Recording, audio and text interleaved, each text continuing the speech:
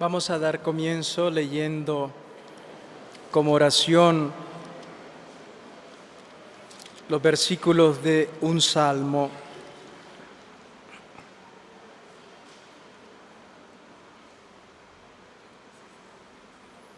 Salmo 4. Respóndeme cuando te invoco, oh Dios, mi Salvador. Tú que en la angustia me diste alivio, ten piedad de mí y escucha mi oración.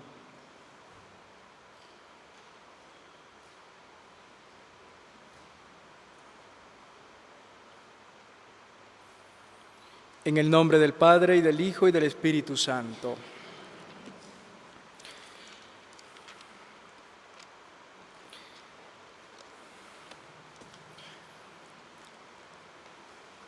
Habíamos visto ayer la importancia que tiene en la vida de fe el ir superando constantemente eso que habíamos llamado la ventana, las imágenes, los conceptos, las experiencias que tenemos de Dios, para irnos acercando mucho más a Él e irlo percibiendo tal como es y teniendo una experiencia mucho mayor, mucho más cercana a su misterio. Los textos que leíamos anoche nos han enseñado que vivimos, los creyentes, inmersos en un mundo de símbolos, de imágenes para hablar de Dios, pero que Él trasciende, va más allá de todas las figuras que utilizamos para experimentar y comunicar y expresar su misterio. El silencio de Dios como momento de purificación es necesario en el camino de la fe, porque esta purificación es la que prepara al creyente a tener una nueva mirada, no solamente de Dios, sino también una nueva mirada de la realidad. La nueva experiencia de Dios, en un cierto modo, también provoca una nueva conducta, una nueva forma de ver las cosas, de ver la realidad, y nos estimula a seguir buscando los caminos del Señor y a descubrirlo presente en todas las cosas. De ahí la importancia de perseverar y de hacer la experiencia de Dios precisamente en el momento del silencio. La experiencia que habíamos llamado paradigmática o modelo, que es la experiencia del exilio en el Antiguo Testamento, nos ha demostrado que el silencio de Dios es el espacio, el tiempo donde se juega la libertad humana y en el fondo también el destino del hombre de cara a la eternidad. Los tiempos del silencio de Dios son fecundos para la vida del creyente. Es importante que a la luz de la Biblia entendamos que el callar de Dios no es un obstáculo para nuestra fe, sino todo lo contrario, la posibilita. Es el momento en que la fe se hace fresca, fuerte, profunda. El silencio divino, hemos dicho, es el espacio de la libertad del hombre y es el espacio que fundamenta esa respuesta libre y gratuita del hombre delante de un Dios que, como hemos dicho, no explica nada.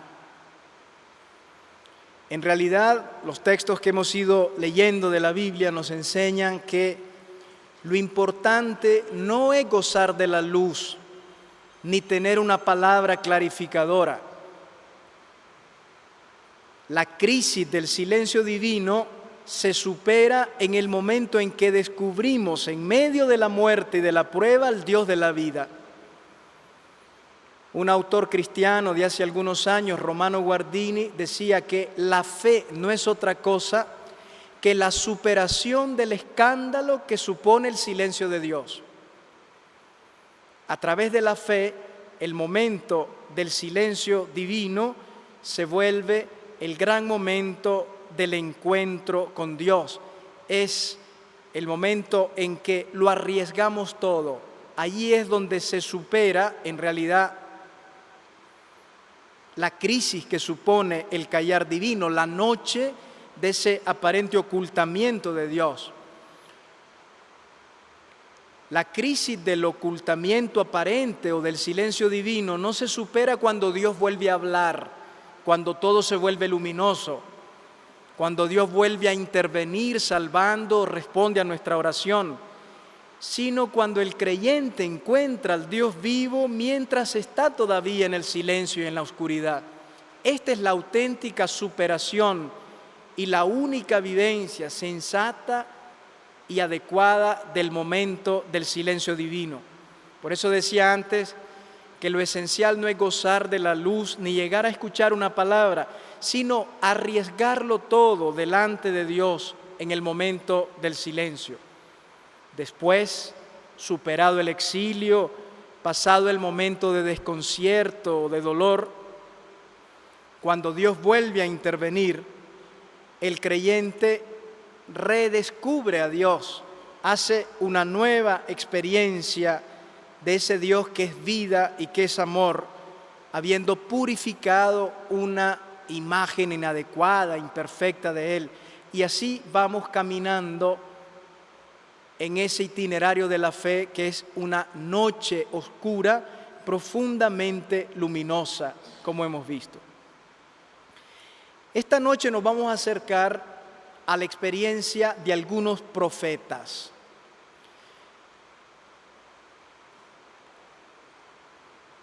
Los profetas son los hombres de la palabra. La religión bíblica es esencialmente profética. Dios ha elegido a algunos hombres para que sean sus portavoces, para que en nombre suyo le lleven la palabra al pueblo. Los ha elegido gratuitamente y los ha enviado en su nombre. Lo que sorprende en la Escritura es que justamente los profetas, los hombres de la palabra, los que podríamos decir más acostumbrados, más familiarizados a la escucha de la palabra, los que han tratado más familiarmente con el Dios que habla, son aquellos que han sido más sensibles a su silencio y aquellos que han sufrido el desconcierto del callar divino. Es muy rico acercarse a la experiencia de los profetas y descubrir ahí cómo estos hombres de la palabra, estos amigos íntimos, digamos, del Dios que habla, porque son sus portavoces, han vivido también ellos el silencio de Dios. Y yo estoy convencido que justamente el hecho de que el profeta auténtico sufra el silencio de Dios es la garantía de su palabra y de su predicación. Porque eso demuestra que la palabra que el profeta proclama no es suya, que no la posee en propiedad, que no la aprende de una vez para siempre y simplemente la repite. El auténtico profeta constantemente recibe de Dios la palabra que debe comunicar. Como la palabra no es suya, sino que le viene dada, inevitablemente experimenta eso que llamamos el callar divino. Y eso garantiza la autenticidad de la profecía. El hecho de que los profetas, lo vamos a ver ahora sobre todo en Jeremías, el primero que vamos a ver, no tienen respuestas prefabricadas para todo. Y volvemos a lo mismo que hemos repetido en esta semana. El Dios de la Biblia, el Dios en quien creemos, no es el Dios que da explicaciones, sino que se da Él mismo como misterio de amor y de vida para el hombre, y no simplemente explicaciones racionales. Y los profetas viven en su ministerio precisamente esta dimensión. Vamos a leer, para empezar, el relato vocacional del profeta Jeremías. que se encuentra en el capítulo 1 de su libro, del versículo 4 al 10. Voy a explicar antes rápidamente el sentido que tienen los relatos vocacionales de los profetas en la Biblia. Cuando los profetas relatan su llamado, no están simplemente compartiendo un trozo de su biografía, no es una simple crónica de su vida. El relato vocacional es como la carta de identidad del profeta, es como su palabra de garantía de que ha sido elegido por Dios. Y en tercer lugar, es como el espejo de todo su ministerio. En el relato de la llamada de cada profeta está un poco condensada la historia de todo el ministerio, no solamente el momento inicial. Vamos a ver el caso de Jeremías, un profeta que fue llamado a anunciar la palabra de Dios desde muy joven. Leo el relato y luego hacemos una pequeña explicación. El Señor me habló así, o vino sobre mí la palabra del Señor, todavía mejor. Antes de formarte en el vientre te conocí. Antes que salieras del seno te consagré. Te constituí profeta de las naciones. Y ahora habla el profeta. Y yo dije, ay Señor, mira que no sé hablar, que soy un niño o un muchacho. Y el Señor me respondió, no digas soy un muchacho, porque irás a donde yo te envíe y dirás todo lo que yo te ordene. No les tengas miedo, pues yo estoy contigo para librarte, oráculo del Señor. Entonces el Señor alargó su mano, tocó mi boca y me dijo, mira, pongo mis palabras en tu boca. En este día te doy autoridad sobre naciones y reinos, para arrancar y derribar, para destruir y demoler, para edificar y plantar. No voy ahora a explicar en detalle todo este relato que es riquísimo. Me voy a fijar sobre todo en la objeción que pone el profeta a la llamada del Señor. La palabra del Señor le llega a Jeremías como una palabra llena de gratuidad y una palabra que lo compromete en una misión que desborda sus fuerzas humanas. Es algo que ocurre en casi todas las vocaciones proféticas. Jeremías le responde al Señor, Señor, mira que no sé hablar. Esta es la objeción del profeta. Sería ridículo pensar que Jeremías, cuando dice no sé hablar, está pensando simplemente a una incapacidad oratoria suya, a una incapacidad de expresarse bien, a una incapacidad retórica de construir un discurso en forma bella y coherente. Cuando dice Jeremías no sé hablar, lo que está diciendo es no sé qué decir. ¿Cómo puedo ser yo profeta del Señor Dios Altísimo si no sé hablar?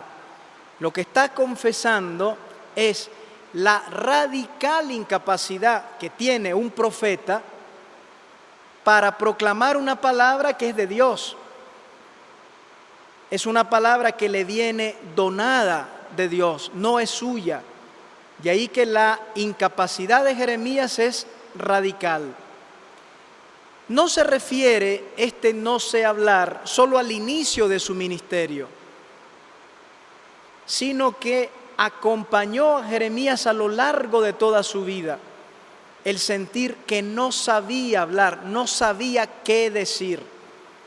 Esta experiencia, que no se encuentra solo al inicio cronológico de su vocación, cuando Dios lo llamó por primera vez, sino a la raíz de su ministerio, demuestra la autenticidad del profeta. Jeremías está reconociendo que la palabra profética que tendrá que pronunciar no le pertenece, no la posee como suya. La pobreza radical de un profeta que reconoce que no tiene palabra y respuesta prefabricada para todo. El hablar profético no se aprende.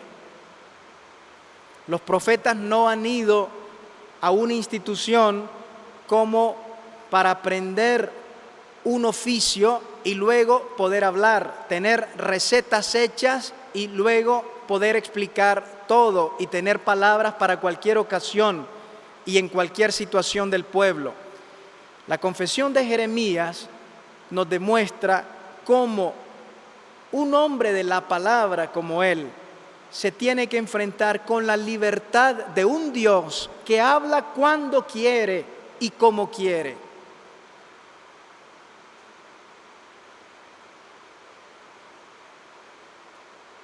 Les decía yo antes que la confesión honesta de un profeta que dice no sé qué decir, no sé hablar, demuestra la autenticidad de su predicación, porque no va a predicar su palabra, sino una palabra que le viene donada de parte de Dios en cada situación concreta.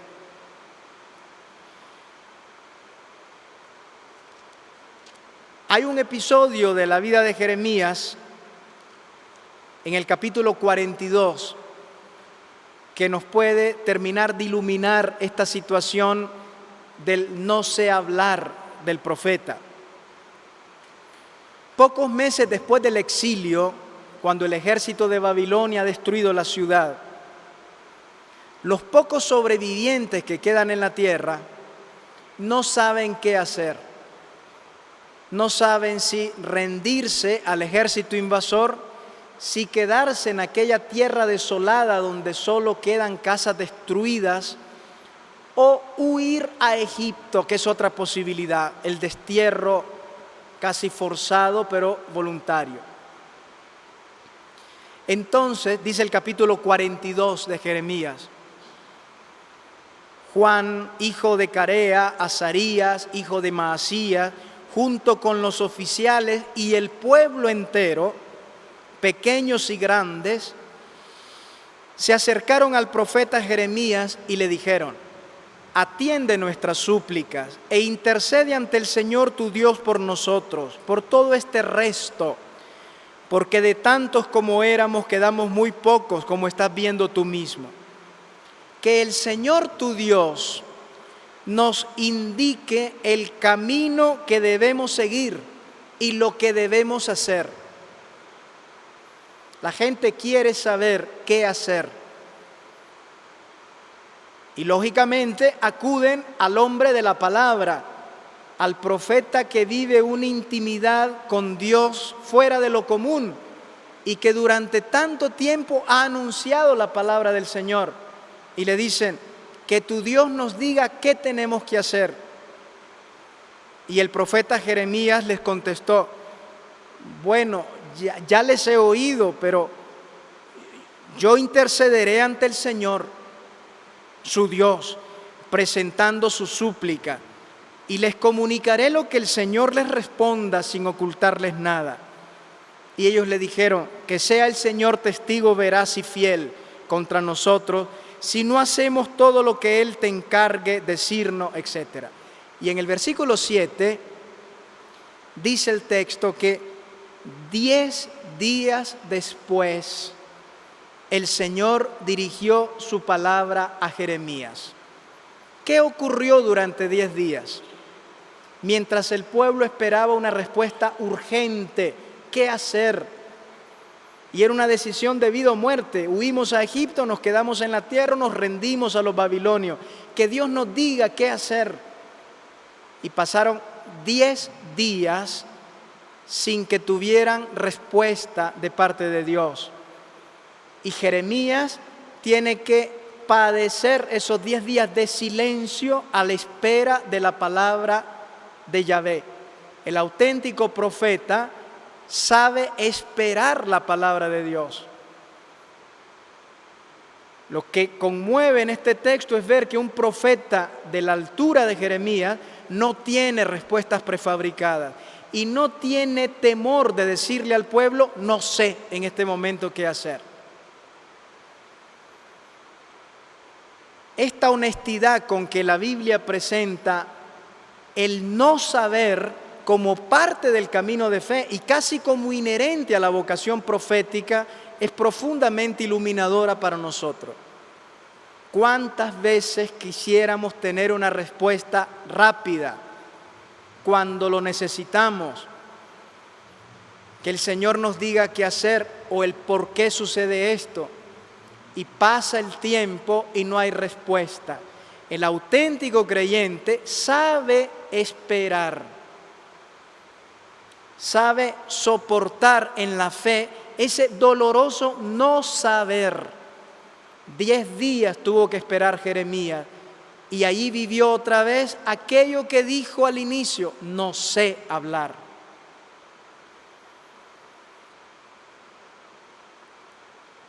Jeremías aparece en este texto, como hemos leído, como un hijo. Dice el Señor que en el vientre materno ya te separé para mí. Casi como que Jeremías fuera su hijo primogénito, su hijo predilecto. Porque en realidad cada profeta en Israel era como símbolo de todo el pueblo. El Señor adopta como hijo a Jeremías. Esto es lo que significa: te conocí en el vientre materno, te consagré para mí y te hice profeta. Como si Jeremías entrara a ser parte de la familia de Dios. Tú eres mi hijo desde el seno materno. Esto que el Señor le dice a Jeremías es en realidad lo que el Señor quiere de todo el pueblo. Israel es su hijo y Jeremías, como hijo de Yahvé, es símbolo de toda la nación. ¿Por qué digo esto? Porque la experiencia de Jeremías no es solo suya, es la experiencia de Israel. Es la experiencia de cada creyente. Es la experiencia de Jesús en el huerto de Getsemaní. Padre, si es posible, aparta de mí este cáliz, pero que no se haga lo que yo quiero, sino lo que quieres tú. Yo no sé qué decir, no sé qué hacer, lo dejo todo en tus manos. Esta es la actitud del creyente hijo delante de Dios. Jesús habla con Dios como un hijo y con la confianza y el amor de un hijo. Padre, si es posible, aparta de mí este cáliz. Pero al mismo tiempo, el Padre de Jesús es Dios. Y al final la oración del Señor termina diciendo, pero que no se haga lo que yo quiero, sino lo que tú quieres.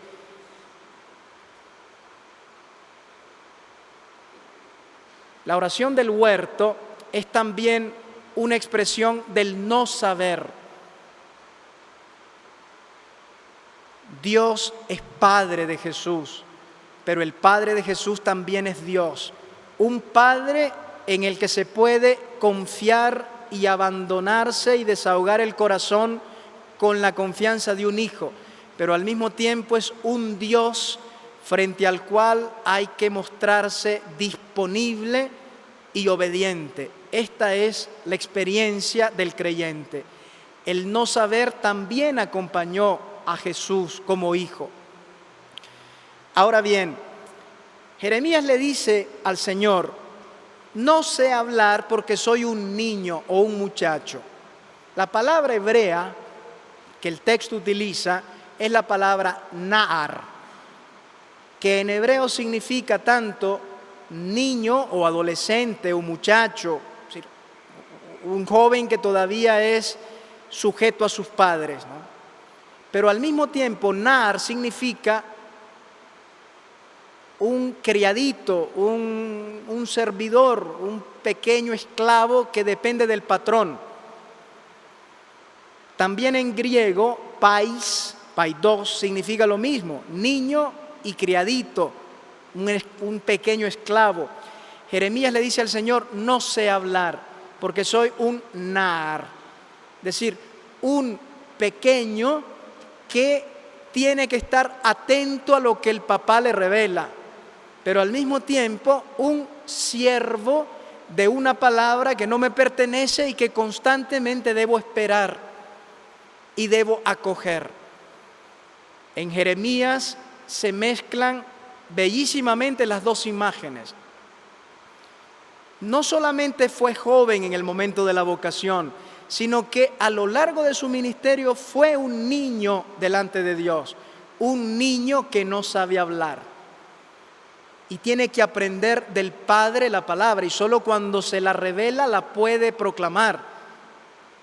Esto es parte del silencio de Dios, el respeto a la libertad de un Dios que habla y retira su palabra.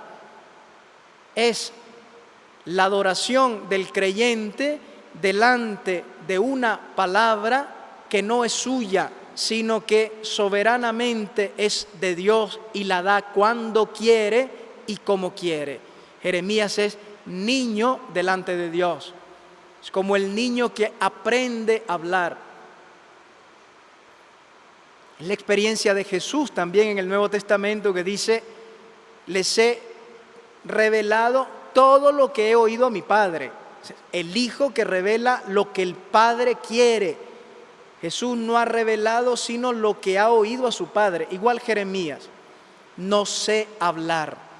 Por lo tanto, es el niño que depende de su Padre Dios cuando le comunica la palabra, y al mismo tiempo el siervo de la palabra que vivirá constantemente esperándola y sirviéndola.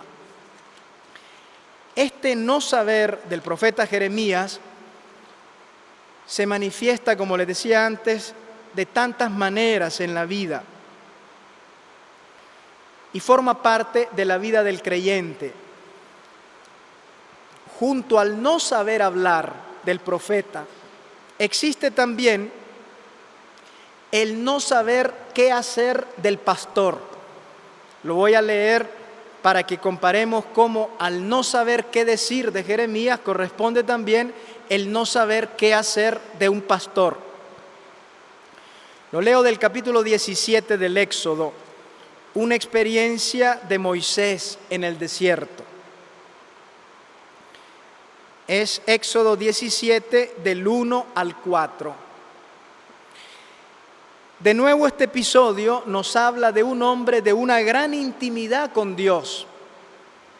Recuerden que la Biblia en 2 ocasiones dice que Moisés hablaba con Dios cara a cara, como habla un hombre con su amigo.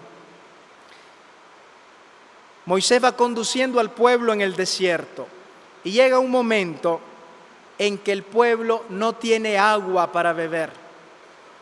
La situación es límite, porque si no encuentran agua, el pueblo muere.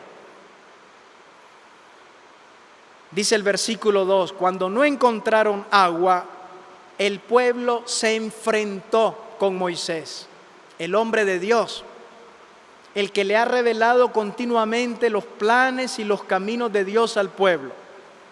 Danos agua para beber. Y Moisés les dijo: ¿y por qué se enfrentan conmigo? ¿Por qué ponen a prueba al Señor? Pero el pueblo sediento seguía murmurando contra Moisés. ¿Por qué nos has sacado de Egipto? ¿Por qué nos haces morir de sed a nosotros y a nuestros hijos y a nuestros ganados? ¿Por qué? Y Moisés no sabe qué responder. Entonces Moisés tampoco tiene respuestas para todo y no sabe qué decir al porqué del pueblo.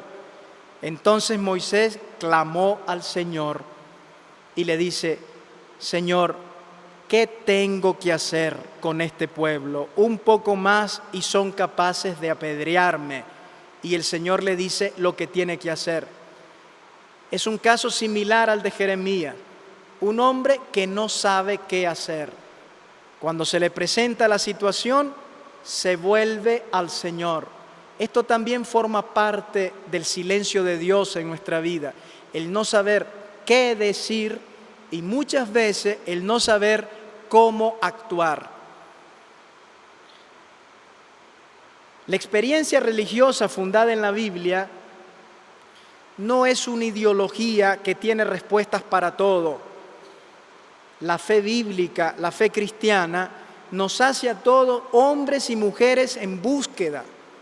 No hay respuestas hechas para todo. Decíamos ayer que es mucho más lo que no conocemos que lo que conocemos. Yo no estoy en contra, pero a veces oigo por allí, veo pegados en las paredes, Cristo es la respuesta. Es ambigua esa frase. No tenemos respuesta para todo. En realidad Cristo no es la respuesta para todo. Es más bien, Cristo es la pregunta para todos. La gran pregunta que nos invita a caminar en un sendero oscuro, despojándonos de todo lo que no es Dios para encontrarlo a Él verdaderamente. No es tan cierto que Cristo sea la respuesta para todo. El camino creyente auténtico es aquel donde Cristo es el gran interrogante, la gran pregunta que pone en crisis mi vida constantemente y me llama a la conversión. Cristo es la pregunta. De ahí que nuestra respuesta sea siempre la búsqueda en fe y amor, muchas veces oscura y dolorosa. No hagamos de nuestra fe cristiana una ideología segura de sí misma y que tiene ya una doctrina prefabricada que tiene respuestas para todo. La historia misma de la Iglesia es la búsqueda humilde de la voluntad de Dios para los problemas humanos. El mismo magisterio de la Iglesia es búsqueda constante, hecha de fe y de oración. De ahí que en la comunidad cristiana todos vamos en búsqueda. El no saber hablar del profeta, el no saber qué hacer del pastor, también en la vida de todos se manifiesta y no nos debe asustar.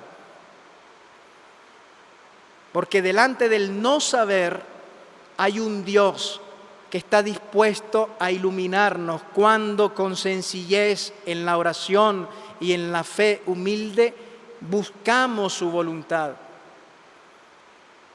Por eso es que Jesús en el Evangelio dice, no le llamen maestro a nadie entre ustedes, solo tienen un maestro. El cristianismo y la religión bíblica es una religión de la búsqueda en fe y amor de los caminos de Dios. Recuerden que ayer hablábamos que las certezas se caen, la ventana que cada uno tiene, hay momentos en que resulta inadecuada, imperfecta y hay que superarla. Vuelvo a decir lo que he dicho las otras noches, el Dios en quien creemos, el Padre de nuestro Señor Jesucristo, es un Dios a quien buscar y en quien esperar, más que un Dios a quien poseer, a quien hallar y encontrar definitivamente y manejar a nuestro antojo. Que un profeta diga no sé hablar nos indica hasta dónde llega la experiencia creyente en la espera y el respeto de la palabra de un Dios que no es mía, sino una palabra que me viene gratuitamente donada. En el Evangelio Jesús les hizo la misma recomendación a los discípulos cuando tenían que predicar. No se preocupen de lo que van a decir, digan lo que Dios les sugiera en aquel momento, pues no serán ustedes los que hablen, sino el Espíritu Santo. Marcos 13:11. Tampoco los discípulos tienen respuesta para todo. Digan lo que Dios les sugiera en aquel momento. Por lo tanto, lo importante no es que tengamos respuestas prefabricadas, sino que constantemente dejemos hablar en nuestro interior y en el interior de la comunidad cristiana al Espíritu que Dios les dará en aquel momento para que les sugiera lo que tienen que decir. Esta es la auténtica experiencia del hombre de fe. Otro texto del Evangelio, cuando Jesús manda a los discípulos y les dice que serán perseguidos, hagan el propósito de no preocuparse por su defensa. porque yo les daré un lenguaje y una sabiduría a los que no podrá resistir ni contradecir ninguno de sus adversarios. Yo les diré lo que tienen que decir, yo les diré lo que tienen que hacer. Esa búsqueda constante de la voluntad de Dios en nuestra vida, que exige profundo discernimiento, aceptación de nuestra propia limitación, confianza infinita en un Dios que nos guía, capacidad de escucha de los hermanos y de la comunidad para descubrir sus caminos. Esto forma parte de la experiencia del silencio de Dios. Jeremías, que al inicio de su vocación fue un niño delante de Dios, vivió toda su vida como un siervo de la palabra. Con su confesión, no sé hablar, no sé qué decir, está declarando que el hablar profético no le pertenece, que no lo posee como un conocimiento aprendido, que no domina la palabra de Dios, que no la posee como propiedad personal. La palabra de Dios no es nuestra. Hay que escucharla, hay que acogerla. Y el profeta verdadero vive continuamente como oyente, como buscador de la palabra. Y cada uno de nosotros como creyente tendría que hacer lo mismo. Si queremos integrar en nuestra vida de fe la experiencia del Dios que es silencio, tenemos que aceptar con humildad y con gozo que su palabra es suya y no nos pertenece, y que hay que esperarla, acogerla y buscarla siempre y continuamente, no a nuestro gusto, sino al ritmo de Dios. En esta segunda parte vamos a leer un relato del primer libro de los Reyes que se refiere a uno de los más grandes profetas de Israel, el profeta Elías. Antes de leer el relato, resumo un poco las características con que se presenta este profeta en las narraciones del primer libro de los Reyes, sobre todo en el capítulo 17, 18 y 19. El mismo nombre de Elías es una profesión de fe. Su nombre, Eliyahu, en hebreo significa Yahvé es mi Dios. Es el gran profeta que tiene que enfrentar un momento crítico de la religión de Israel, que estaba amenazada por una poderosa religión pagana del pueblo de Fenicia, que había sido introducida en Israel porque el rey de Israel se había casado con una princesa fenicia. Y la religión había, en cierto modo, fascinado al pueblo. Porque Baal era una divinidad que ofrecía la fertilidad de los campos, la lluvia, la riqueza material, pero no tenía ética, no exigía nada a nivel de vida. Era una divinidad que no tenía ningún tipo de moral y al mismo tiempo concedía todo cuanto el pueblo anhelaba. Una divinidad que resultó fascinante a los ojos del pueblo. Elías luchó duramente contra la perversión religiosa del pueblo de Israel que se había ido detrás de este Dios que se llamaba Baal. Elías es el gran profeta de la palabra, un hombre dócil a la palabra del Señor. Pocos profetas como él aparecen familiarizados con la palabra de Yahvé. Un estribillo constante que escuchamos en la Biblia es: el Señor le dirigió a Elías la palabra, vete a un cierto lugar, y Elías obedeció la palabra del Señor. Un hombre dócil a la palabra de Dios, constantemente en camino, en éxodo, siempre obediente a la palabra de Dios. En el Monte Carmelo, una vez retó a todos los profetas de la religión de Baal y a todo el pueblo, proponiéndole al pueblo una decisión radical: que siguieran a Baal si era Dios o a Yahvé si era Dios. El Señor hace bajar fuego del cielo, fuego de Yahvé, dice el texto, y ante aquella respuesta del fuego en la que Yahvé mismo se hacía presente, el pueblo proclama la fe en el único Dios. En ese sentido, Elías es como el gran salvador de la religión yahvista, cuando el pueblo reconoce ante el fuego de Yahvé que Yahvé es el Dios verdadero. Por lo tanto, Elías es el hombre de la palabra, el hombre que a lo largo de su ministerio aprendió a sintonizar con los caminos de Dios, con su voluntad. Había visto manifestarse a Dios en el fuego, en el Monte Carmelo, delante de todo el pueblo. Vamos a leer un relato que aparece en el capítulo 19 del primer libro de los Reyes, en el que se relata un momento de crisis de Elías.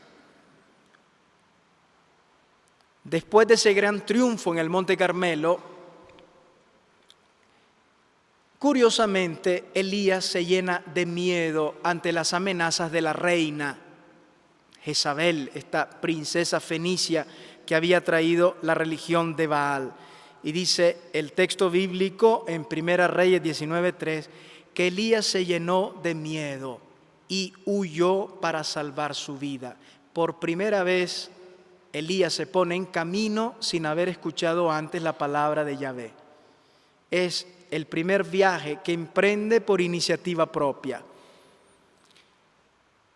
lleno de miedo para salvar su vida. Al llegar a Beersheba de Judá, que es el límite del desierto, Elías dejó allí a su criado y él se adentró por el desierto un día de camino y se sentó bajo una retama deseándose la muerte y decía: basta, Señor, quítame la vida, que no soy mejor que mis antepasados. Elías está lleno de temor ante las amenazas de la reina. Por otra parte, es un hombre desilusionado.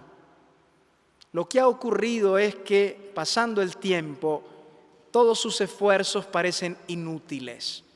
A pesar de su lucha, a pesar del triunfo tan contundente que tuvo sobre los profetas de Baal, la religión de Baal no desapareció totalmente en Israel.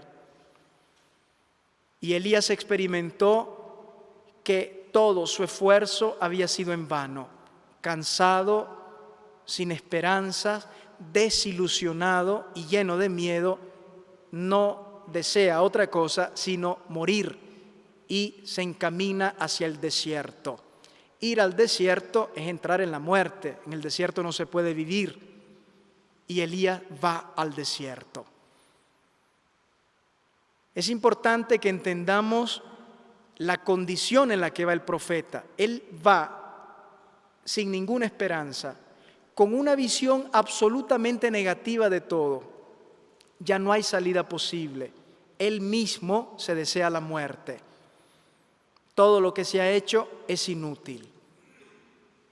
La crisis es profunda, va lleno de miedo y totalmente desilusionado.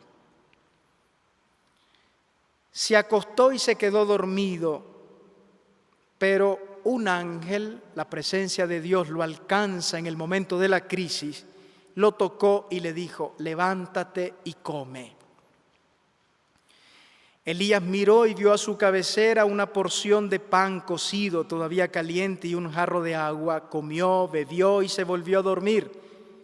De nuevo el ángel del Señor lo tocó y le dijo: levántate y come, pues te queda todavía un camino muy largo.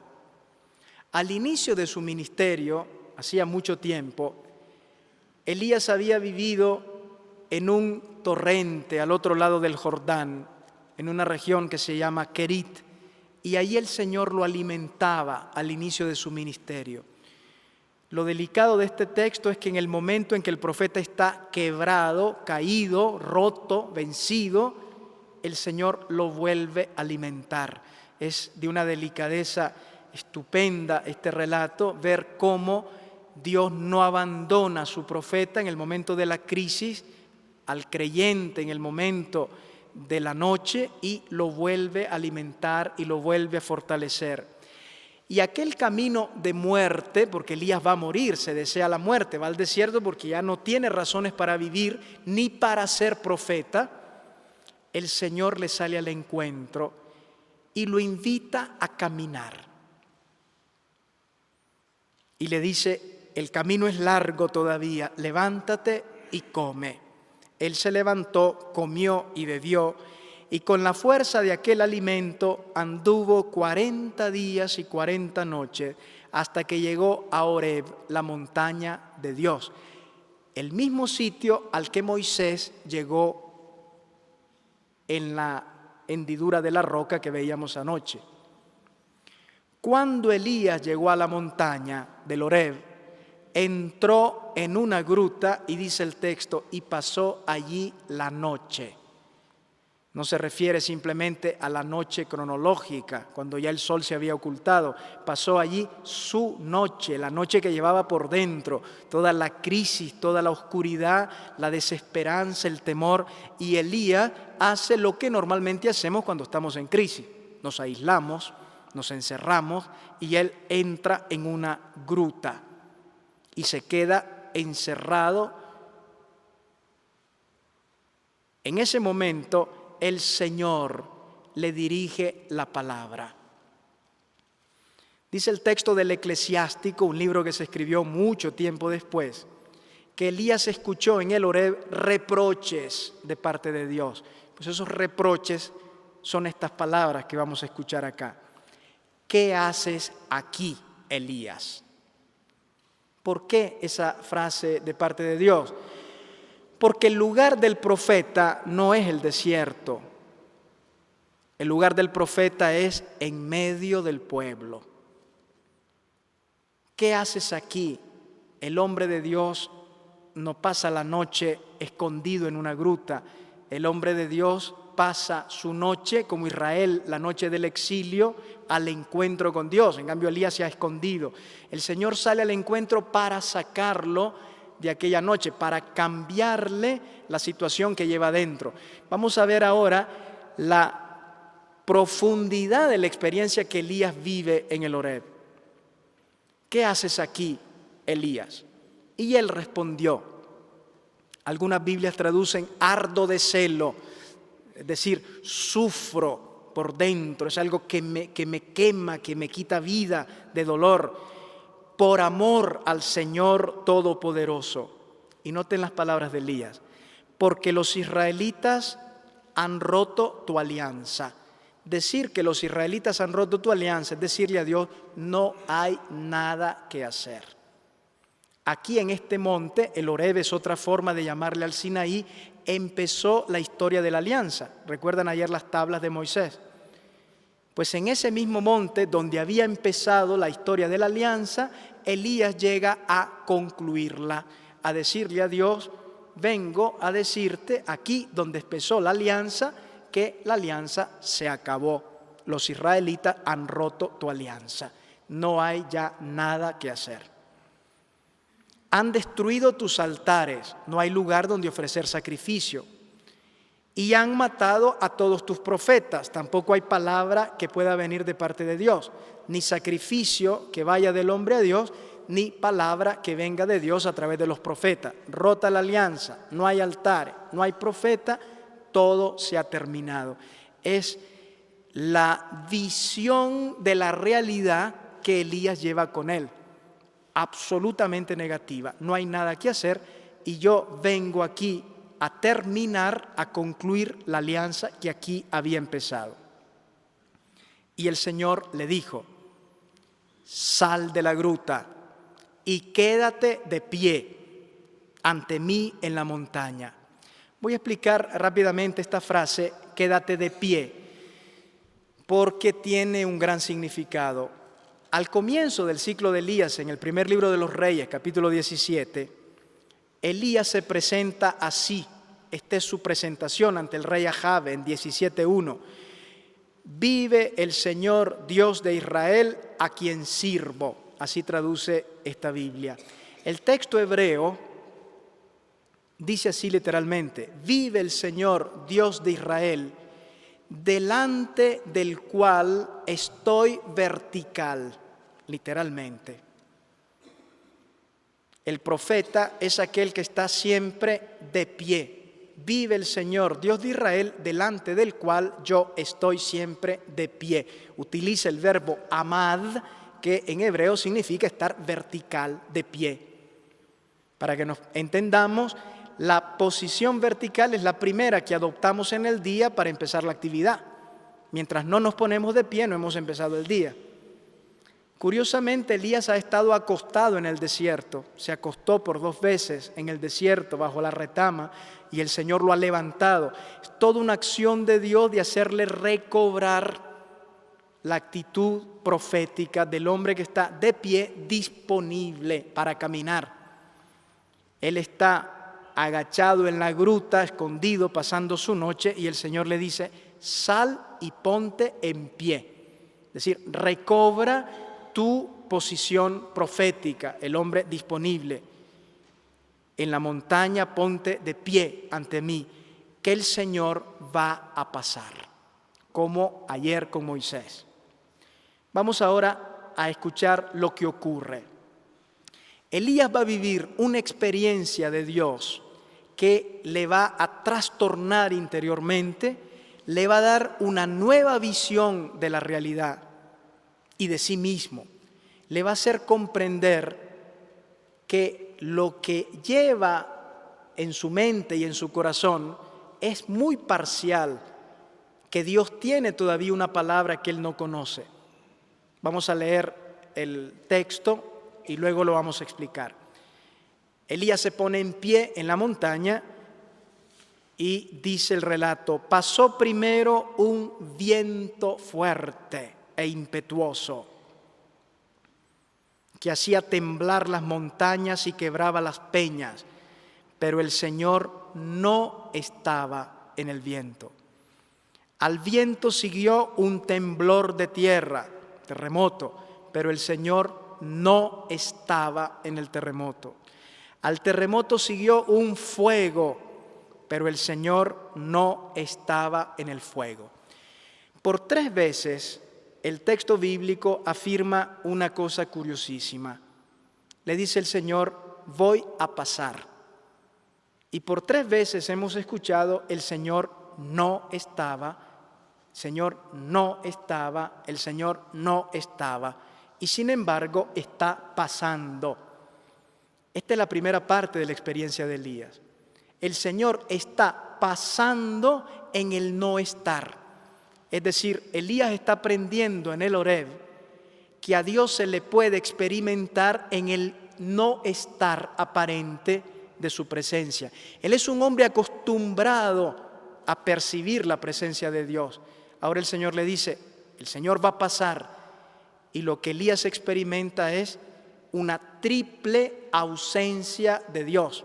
Por otra parte, los fenómenos de los que habla el texto, el viento huracanado, el temblor de tierra y el fuego, eran los signos típicos de la manifestación de Dios en el Antiguo Testamento.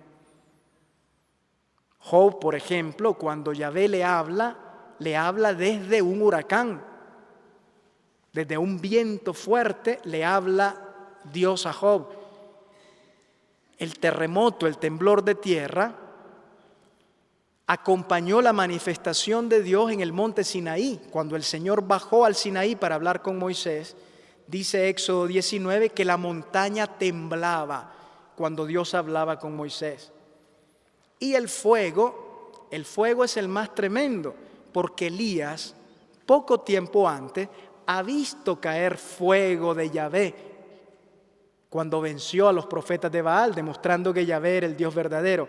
Elías sabe que el Señor se manifiesta en el fuego. Ha visto caer fuego de Yahvé y caer rostro en tierra todo el pueblo diciendo: Yahvé es Dios, ante aquel fuego. Además, el Señor se había manifestado en el fuego de la zarza ardiendo a Moisés. Y dice el Deuteronomio que Yahvé es fuego devorador. Es decir, Elías sabe perfectamente que el fuego es expresión de la presencia de Dios. Sabe que cuando la tierra tiembla, se hace presente Dios, porque era el signo de la alianza del Sinaí, y lo mismo el viento huracanado. ¿Qué ocurre en el Horeb? El Señor le empieza a desmontar a Elías todas sus experiencias anteriores. Es como si le dijera: a ver, en el huracán está Dios. Y dice Elías: sí, mi experiencia me ha demostrado que siempre que hay un huracán, Dios está. Pues ahora pasa un huracán y Dios no está. Cuando hay temblor de tierra en el Sinaí, ¿estaba o no estaba Dios? Y dice Elías: sí, Dios estaba hablando con Moisés. Pues ahora hay un temblor de tierra y Dios no está. Y la última pregunta, la más tremenda: y cuando cayó fuego de Yahvé sobre el Carmelo y el pueblo recobró la fe, ¿estaba Yahvé ahí? Elías ha sido con su oración el que ha provocado aquel fuego de Yahvé. En el fuego está Dios, es fuego devorador. Habló en una zarza ardiendo a Moisés. Pues ahora pasa delante de él fuego y Dios no estaba en el fuego. El Señor le ha desmontado a Elías todas sus experiencias anteriores. ¿Qué es lo que le ha enseñado con ese no estaba, no estaba, no estaba? Le está enseñando que a Dios no lo podemos identificar con una experiencia espiritual, con una experiencia suya anterior. Que Dios rebasa, lo mismo que hemos dicho estas noches, toda experiencia, todo concepto, toda imagen que hagamos de Él. Lo que va el Señor es desmontándole a Elías todo lo que cree conocer de Dios. Vamos a volver sobre esto. Esta ya es parte de la lección del Horeb. Aquel que cree conocer todo sobre Dios, porque es un profeta de una gran intimidad con el Señor, ahí se da cuenta que no conoce totalmente a Dios. Porque donde él aseguraría que Dios está, no está.